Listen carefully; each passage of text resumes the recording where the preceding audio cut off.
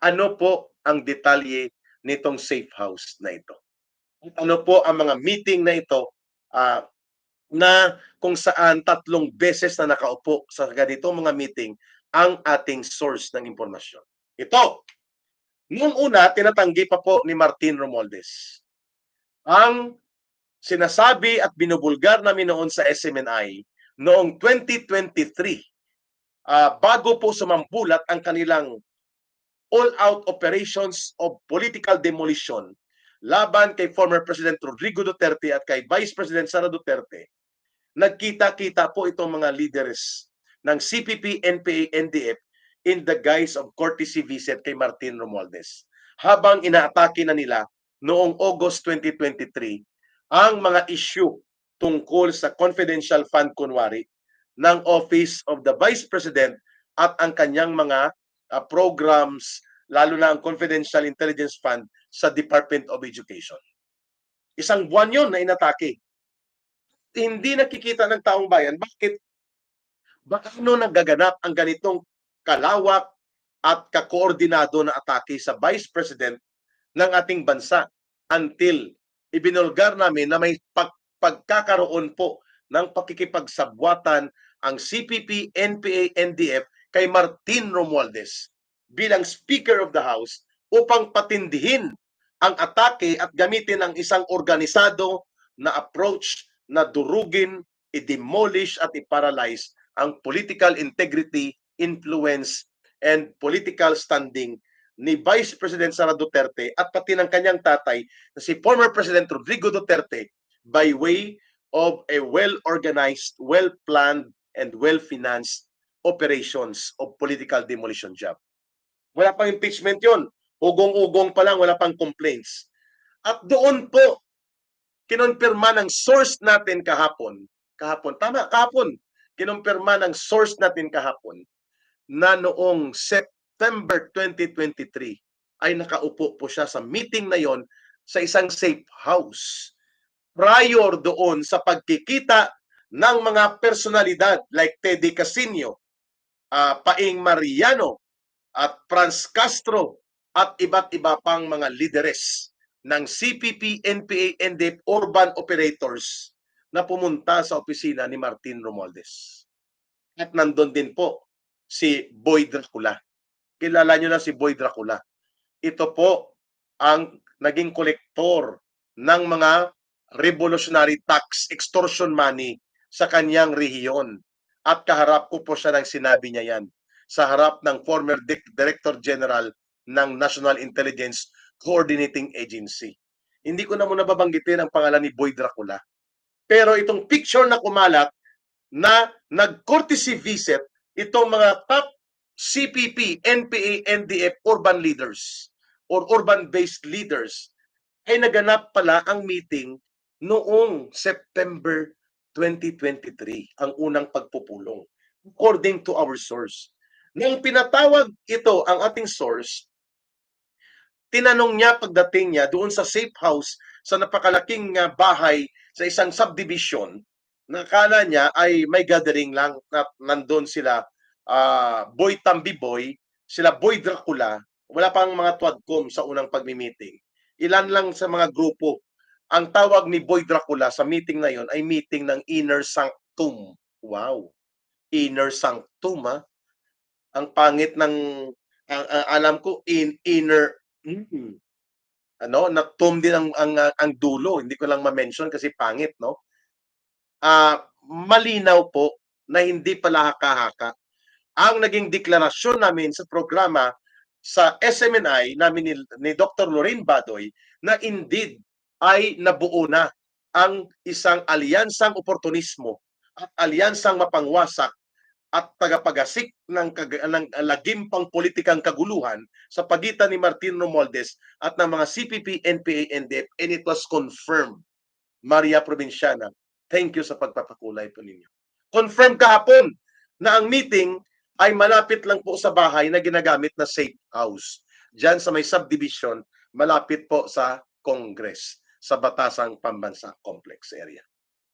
Arnold Bigkas, salamat ka Eric, mabuhay po kayo.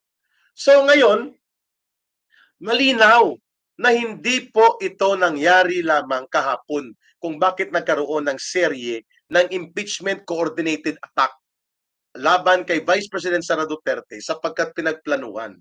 Ang tawag po dyan ay premeditated. Pinag-isipan, pinagplanuhan, at ang motibo ay very clear. Not just impeachment, but total demolition and paralysis operations against Sara Duterte for their political value and integrity sa Philippine political situation and setting natin. Para by 2025 and 2028 na mga eleksyon ay magiging insignifikante at magiging paralyzed ang political support and influence na pwedeng gawin ng mga Duterte. And thereby, lalamunin sila sa eleksyon at politika nila Marcos at Romualdez. Yun ang end state. Ano po ang naging reaksyon ng source natin habang sinasalaysay niya? Tinanong niya si Boy Dracula. Boy Dracula, no? Congressman Boy Dracula. Bakit nandito yan? At sinong ibang kasama niya? Ang sagot ni Boy Dracula sa ating source, wala tayong magawa. Mga part yan ng ating inner sanctum. Yan ay cleared na kay MR. So si MR ay alam niyo na kung sino. Siya si Tambi Boy. So walang bagamat nag-agam at nag-aalangan ng source natin sapagkat alam niya kung sino si Franz Castro sapagkat siya ay mayroon din pong enough background sa tungkol sa CPP, NPA, NDF. Munti ko nang i-mention ng agency. Arang posisyon niya dati sa gobyerno. So, tahimik lang siya, nag-attend siya sa meeting. At may dalawang kasama si Franz Castro nung meeting na yun noong September 2023.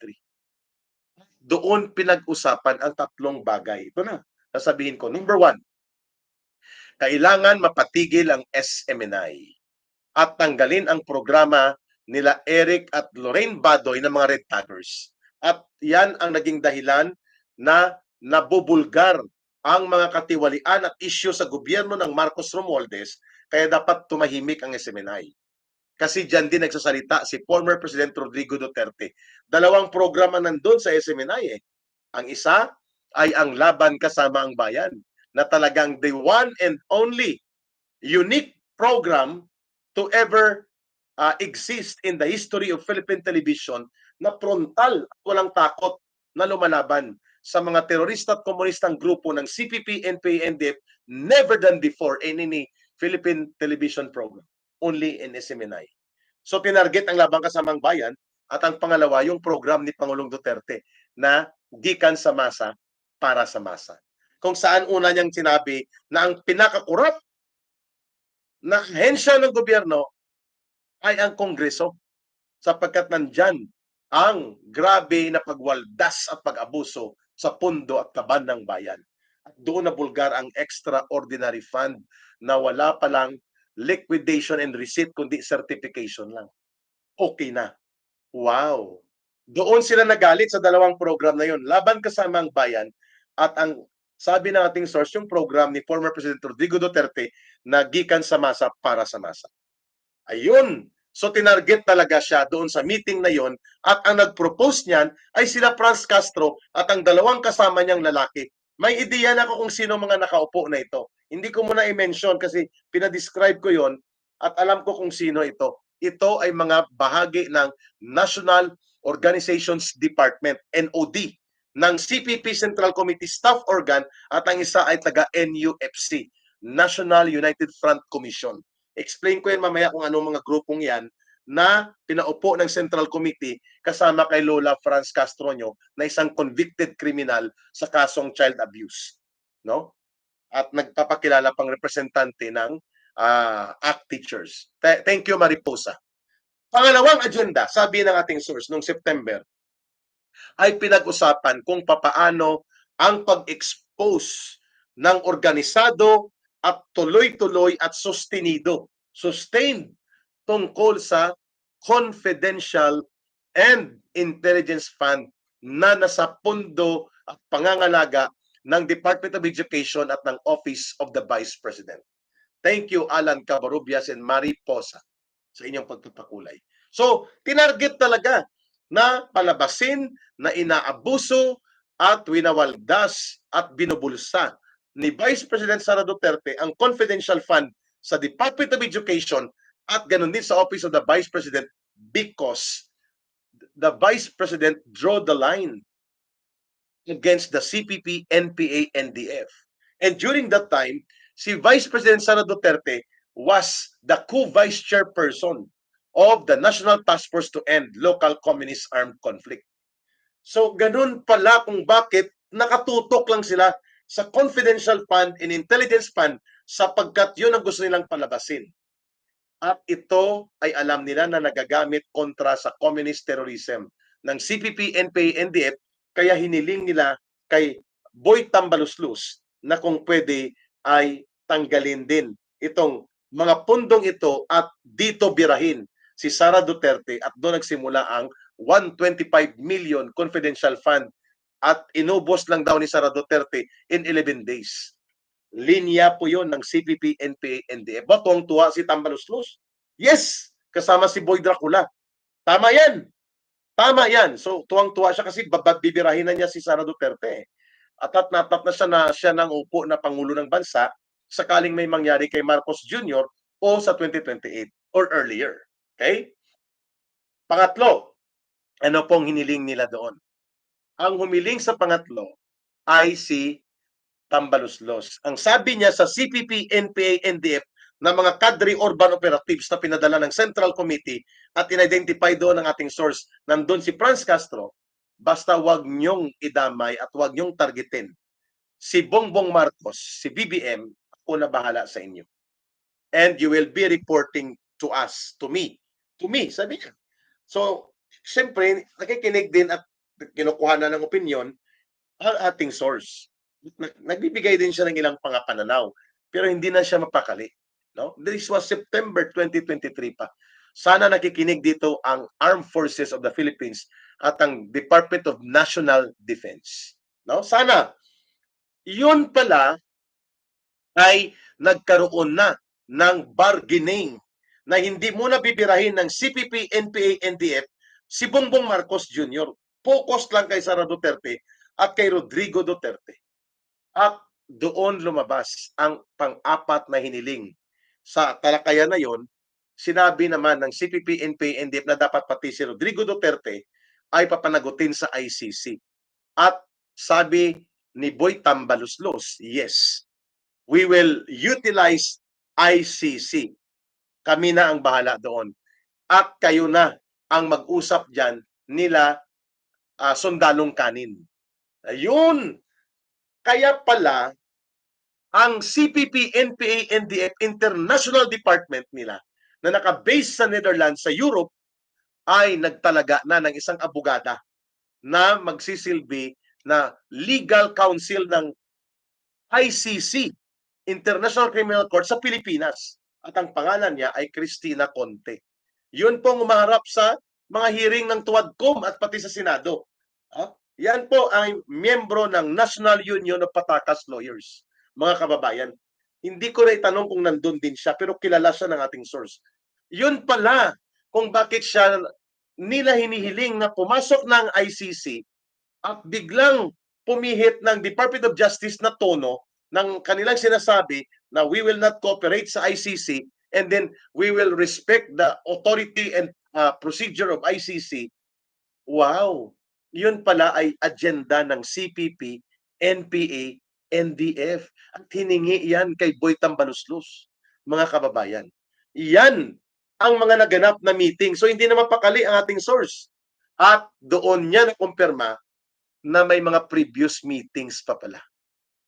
Pinagplanuhan na ang ganitong gagawin nila na kaguluhang pangpolitika na ibubunto nila ang sisi dito sa mag-amang former President Rodrigo Duterte at kay Vice President Sara Duterte. At pating nangyari sa SMNI ay nakasama po sa meeting na ito. Sana napapakinggan po ito ng aming mga management team sa SMNI.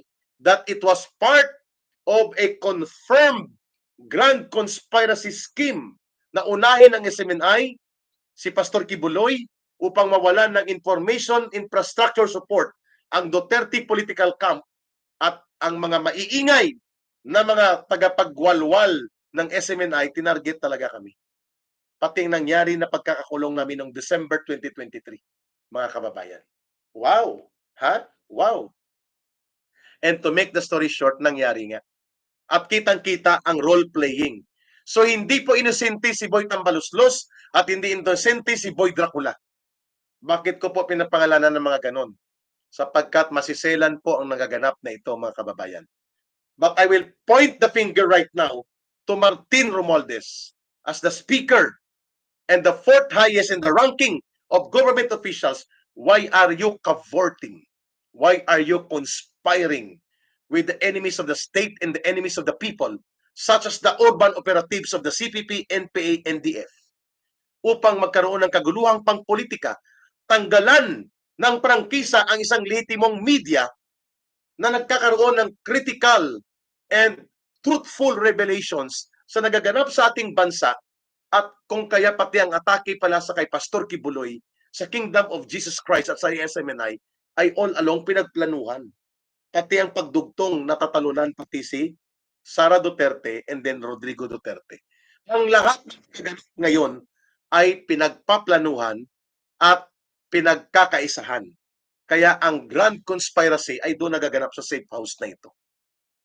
Na-describe sa atin ang address at ang lugar at hindi ko na dito ibubulgar. Pero I will try na puntahan ito, pero dahil tinatalakay na natin, posible pong ito ay ipasarado o iabandona nila.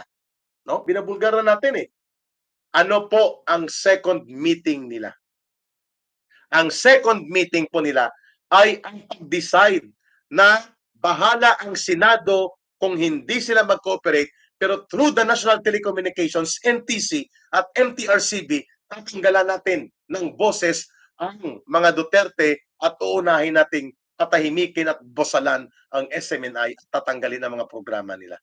I hope naririnig niyo po ito. Kaya noong December 2023 naganap po ang isang napaka-iskandaluso na pangyayari kung saan at pagka January 2024 dinesisyonan nila na ang active franchise ng SMNI ay i-revoke nila. Mabuti at hindi sumunod ang Senado, kaya active at buhay pa po ang prangkisa ng SMNI until 2044 pa. Pero ang NTC, National Telecommunications Commission, ay hindi nakapalag. Hindi sila nagbigay ng permit to operate dito sa SMNI. Kaya hindi nakikita ang SMNI sa free TV. Sa cable, mayroon. Sa YouTube, mayroon. At sa social media.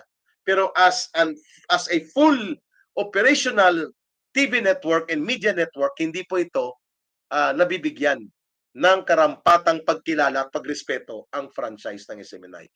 Yan po ay naganap doon sa meeting na yon, talagang pinagpaplanuhan. Saan ka nakakita na ang mga kalaban ng gobyerno ang nag-sponsor ng pagpatay ng NPA at pinupunduhan ng NPA at sila ang nagja-justify ng panununok ay pangbobomb, pang-ambush sa mga pulis at sundalo patay sa mga sibilyan, kagaya na nangyari sa anak ni Ma'am Vilma Absalon na nandiyan nakikinig ngayon kay late King Absalon, kanyang tiyuhin. Iba pa mga sibilyan na pinagpapatay ng CPP, NPA, NDF at mga bakang pinagre-recruit. Itong mga taong ito na nagtatanggol at ipopromote ng communist terrorism ay kausap ng Speaker of the House. My goodness! At ang pinagpaplanuhan, paano patindihin ang pangpolitikang kaguluhan upang hindi na makapanumbalik ang Duterte brand of leadership sa ating bansa. My goodness! Ang mga tagapagwasak ng ating bayan at tagapagpatay ng ating mga mamamayan at mga sibilyan, sundalo at mga pulis, kausap at kasabwat ng Speaker of the House. Doon mismo sa mga safe house meetings nila, my goodness, hindi ko maubos maisip na magaganap at mangyayari ito, mga kababayan. Klarong-klaro na hindi lang po ito parang pinag-isipan lang kahapon, pinagplanuhan at pinagkaisahan. At ang impeachment complaints ito, ang mga nangyaring ito, pati ang tuwagkom, ang pagdidiin, ang mga role play, sino mga resource persons, sinong tirador, ang role ni Boy Tapang-Tapangan, Calderong NPA, Boy Contempt Paduano, ni Acop, nila Pimentel at ni Bapa, ay doon po pinagpaplanuhan. Anong role ni Lula Franz Castro? Anong role ni Stick to the Plan Stila Kimbo? Ang lahat ng ito po ay paplanuhan. Kaya pala may stick to the plan sila. Kaya pala may mga role play. Si Garma imbitahin kasi yan ay girlfriend ni Duterte, pahiya natin siya at then i-pressure natin si Garma kasi weak point niya ang anak niya. Wow! Kalkalin natin ang pagkakapaslang kay Wesley Barayuga, lumabas na magkaroon ng super committee na ang tawag ay Tuwadcom. Lahat ng ito ay dinisenyo. Hindi po ito nagkataon. Ito'y sinadyang gawin sa atin. At dapat po ito maibulgar, mga kababayan. Ha? Dapat po itong maibulgar. And please help share itong aking sinasabi. At ako po'y handing humarap sa Department of National Defense. Handang tumistigo sa National Security Council kung sila po at pati sa Armed Forces of the Philippines para po may discuss ang mga iba pang detalye ng nire-reveal ng source na ito. At kung hindi ko alam kung ipapatawag nila ang source at kung doon basta proteksyonan nila na hindi lalabas ang pangalan ng source na ito, ay dapat gagawin ko po ito. At may witness ko nito, ha. Dating kadre din. Hindi ko nababanggitin ang pangalan niya. Dating kadre din. May witness ako habang nag-uusap kami ng more than 2 hours, almost 2 hours and 42 minutes. Almost 3 hours. Bago ako lumipat sa next meeting namin. So klarong-klaro, mga kababayan, ang lahat ng ito, sino ang mga resource persons, ano po ang script, ano po ang atake, at ano po ang operations ng media, sino ang mag-create at anong counterpart sa Senado, at sino po ang magbulgar sa ICC, at ano po ang role play sa ilalabas sa media, at sino po ang harap sa media, ano po ang mga support system nito, paano paputukin ang issue na ito, ginagawa po namin yan sa CPP, NPA, NDF. At ito nga ang marka nila ngayon. Ervin Cacho, thank you po sa pagpapakulay ninyo. Malinaw, mga kababayan, that we have to stand our ground. At bagamat hindi po magiging isang open political rally ang January 13 sa Lunes na pagtitipon for National Peace Rally, pumunta po tayo as a symbol ng ating pagkagalit sa nagaganap na kaguluhang ito na walang ibang sisihin kundi si Marcos at si Martin Romualdez. Sapagkat hiningi ni Martin Romualdez, fire everything that you need, how much at anong requirements nyo, kami ang bahala sa inyo. Kaya pala hindi nakukulong si Franz Castro. Kahit convicted siya, kasama siya sa Toro Campo, alam na natin, inoperate nila ito. Para ang judge, sorry, this is my opinion, and mukhang tumutugma sa kalagayan, pinagpiyansa sila. Kahit na may conviction sila sa lower court sa Tagum, Davao del Norte. Sa child abuse case, sa kanilang ginawa na pagdukot at pagkahakot ng mga kabataang katutubo sa Talaingod, Davao del Norte. Okay? Kaya pala malakas ang loob ng lola ninyo, no? Nito si Franz Castro, no? Na dapat pinupusasan ng mga ito eh. Dapat sinisipa na natin ito sa loob ng Kongreso. Dapat ito ay kinukulong na. At dapat pinapanagot sila. Kasama ng kanya mga alipuris na tagapagtanggol ng pamamaslang, panununog at pagpatay ng NPA na ngayon ay sila pang namamayagpag sa ating bansa. Pinupunduhan pa sila. Basta wag lang nilang atakihin si Marcos. Pero sabi nila, wag naman. Kami sa loob ng Kongreso, para hindi tayo halata na nagkakaroon tayo ng sabwatan, bibira kami. Ang aming mga ibang mga organization, basta hindi masyadong tudo ang hirit kay Marcos. Sabi ni Tambaloslos, sige, basta focus tayo dito sa pagwasak sa mag-amang Rodrigo Duterte at Sara Duterte at wasakin natin ang SMNI at si Kibuloy wasakin natin. Wow! Yun ang term nila. Wasakin si Kibuloy. That's the term na ginamit ng source. Talagang napapailing na lang ang source. Hindi na niya na pinapakita na hindi niya nagugustuhan, lalo sa pangalawang meeting. At ang pangatlong meeting ay dito po naganap ang timetable of impeachment. Kaya nila pinipresyon si Martin Romualdez na i-refer na po ito sa Committee on Justice daw, ang kanilang consolidated daw na mga impeachment complaint nila, pero sa totoo lang pangwasak nila ito dahil hindi sumunod si Martin Romualdez na ito ikalendaryo last year bago mag-December break at ngayong January hindi pa nakakalendaryo sapagkat kumilos at nagbatikos at pumosisyon ang Iglesia ni Cristo laban sa mga hakbang ng impeachment sapagkat nagkaroon ng hindi nila inaasahan na pahayag si Marcos Jr. na hindi niya sinusuportahan ang impeachment complaints na idudulog o ilulunsad laban kay Vice President Sara Duterte. Ngayon nag-alangan sila. Nag-alangan si Boy Tambi at si Boy Dracula. Ops, mukhang iba ang ano ni Insan. Mukhang nasa lucid interval siya. Pag sinabing lucid interval, medyo okay. Walang amats. Walang amats.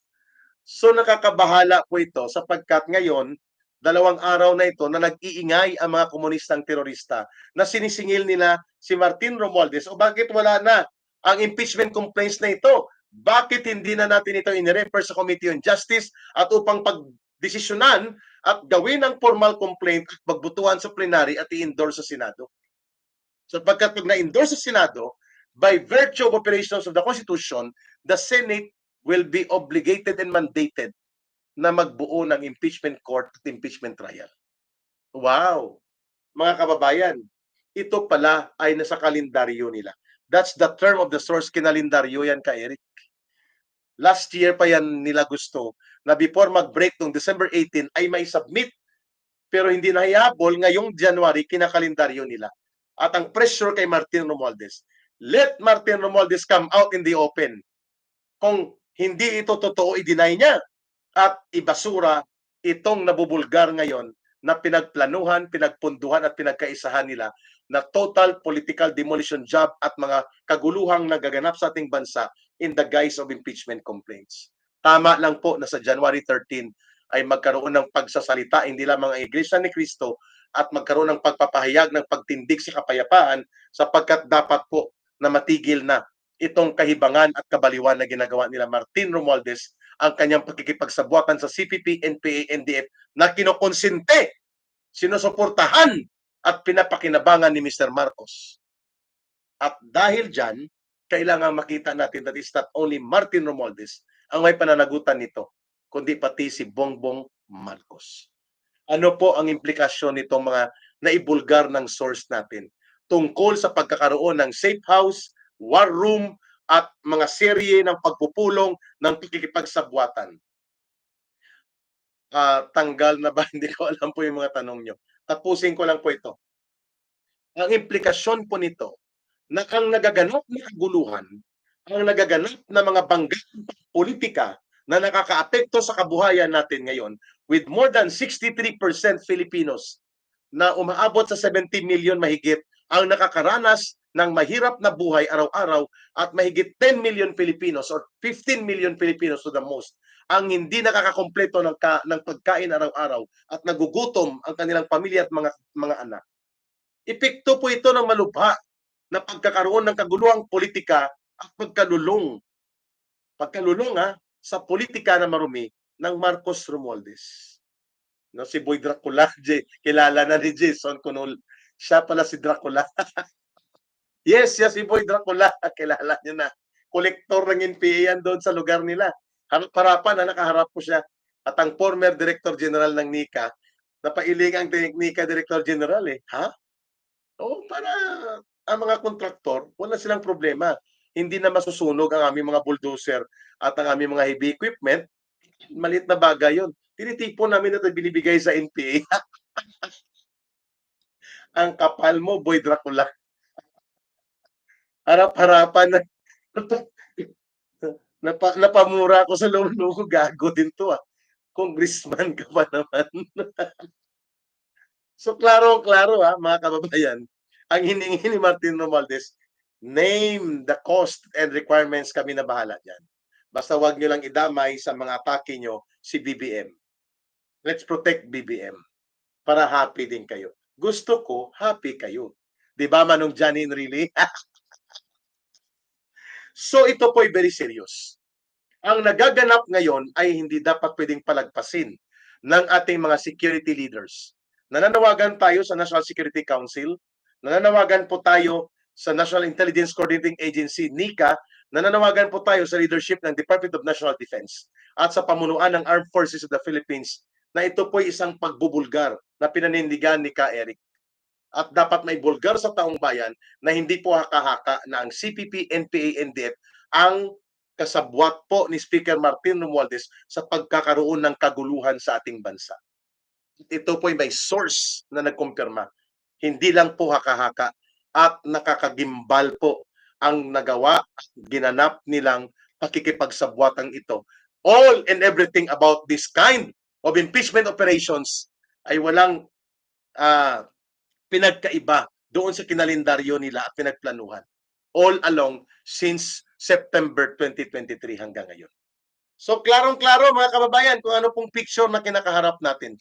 At ito po ay dapat pagsabihan ng security sector leaders natin. National Security Council, National Intelligence Coordinating Agency, Intelligence Service of the Armed Forces of the Philippines, at ang DND, National Defense Department, at ang Armed Forces of the Philippines to tell Mr. Marcos and to tell Martin Romualdez, itigil po ninyo ito. Otherwise, mapipilitan po magtatanggol ang mamamayan. Anong gusto nila? Mag-civil war? Lalaban, hindi ako papayag. Kayo, papayag kayo? Naggagawin ng CPP, NPA, NDF ang mga ganito. Wala tayong pagtatanggol sa ating mamamayan at sa ating bayan na ginugulo at winawasak ng CPP, NPA, NDF because of the evil ambitions nito mga tarantadong politiko na ito, kagaya ni Boy Dracula at nila Boy Tambaluslos. Sobra-sobra po ito, mga kababayan. We have to defend our country and defend our people. We have to tell this government of Mr. Marcos, hindi pwedeng manatili ang ganitong kalagayan. Kaya palang lakas ng loob nilang mangbastos, mangbuli, at mangharas, at manglapastangan ng mga resource persons, including ang paglapastangan at pangbabastos nila kay Vice President Sara Duterte, at kanon din po sa kanya mga staff at pati kay former President Rodrigo Duterte. And then tahimik ang Armed Forces of the Philippines. Ito na binubulgar ni Eric, and I am willing to testify sa inyo. Hindi doon sa tuwad ko, sa inyo. Upang i-discuss sa inyo na dapat ma-call out ang atensyon ni Mr. Marcos na hindi na tama ang ginagawa ni Martin Romualdez. Na pinupunduhan nila, kinukumpasan nila at pinagpaplanuhan ang paglubha at paglawak ng kaguluhang pang-politika. May impeachment here, ayuda there, at lahat ng mga pakinabang pundo, resources ay binibigay pa sa mga kalaban ng gobyerno. We cannot let this situation continue to persist without doing anything. Kaya lumabas si Ka Eric at ibinubulgar ko po ito. Nasa sa inyo na po, mga mamamayang Pilipino, kung tutulungan niyo po si Ka Eric na ito ay may palaganap, handa ko po isakripisyo ang buhay ko man at ang aking kalagayan. Manganib man ako, mga kababayan, may bulgar lang po itong mga katotohanan ito. We will have to speak out and we will have to stand up. Laban po dito sa attempt ng CPP, NPA, NDF na guluhin ang ating bayan, guluhin ang ating government leaders at pasabugin ang hidwaang pangpolitika upang lumubha at lumalim ang krisis sa ekonomiya. At kapag nagkagulo ang ating bayan, ay sila ang makikinabang sapagkat sila ang mag-agitate sa mga tao na mag-alsa at palalakasin mo rin nila ang recruitment at ang NPA nila. At pag nagkataon ay babagsak nila ang buong gobyerno. This should be clearly accepted as a reality check to the AFP, to the Department of National Defense, and to the security sector na hindi na ito pwedeng itolerate pa natin. Mandakin mo, ang CPP, NPA, NDF ang kumukumpas ng kalendaryo kung kailan tatanggalan ng kapangyarihan at mandato si Vice President Sara Duterte at walang nagagawa, walang nagrereklamo kung bastusin nila ang ating mga security leaders dyan sa budget hearing. Nantakin mo CPP, NPA, NDF ang mga tarantadong ito, and yet walang pwedeng tumindig laban sa kanila. Talaga ako, pag nandyan ako sa Kongreso, mga kababayan, hindi man sa pagmamayabang, talagang hindi ko papayagan na ganito mangyari. Bahala na magkasuntukan sa loob ng Kongreso. Balusin ko talaga ito. Itong mga tarantadong ito, kung kailangan magkaroon ng pisikal na konfrontasyon upang ipakita sa taong bayan na ito'y dapat kinukulong, hindi kinakanlong, ito silang Franz Castro, Juan Manuel at Arlen Brosas at ang mga aliporis nila na nagkakaroon ng mga pupulong-pulong na ito ay dapat maibulgar.